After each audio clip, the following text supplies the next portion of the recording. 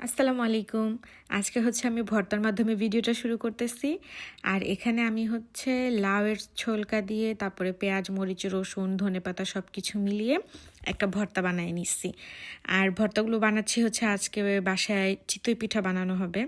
তো চিতই পিঠার সাথে যদি ভর্তা না হয় তাহলে তো আসলে জমবে না।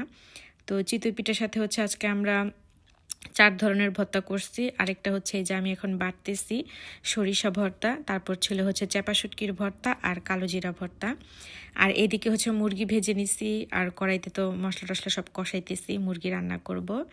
আর এখানে আবার একদল মানুষ পেঁয়াজ কাঁচামরিচ সব কিছু কেটে নিচ্ছে মুড়ি বানানোর জন্য, একদম ঝাল ঝাল ব্রেকআপ ঝাল মুড়ি বানাবে আর কি। তো মুড়ি মাখাটা অনেক মজা হয়েছিল, কিন্তু আমি একটু কমই খাইছি যেহেতু আমি পিঠা খাবো। আমার একদম মন ছুটে গেছে পিঠা খাওয়ার জন্য।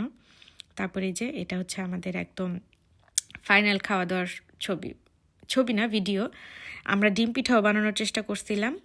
এই যে মাংসটা, তারপর ভর্তা, পিঠা, এই ছিল আজকে আমাদের রাতের খাবার। আর আমরা রাতে কিছু খাইনি। আপনারা শীতের পিঠা খেয়েছেন তো?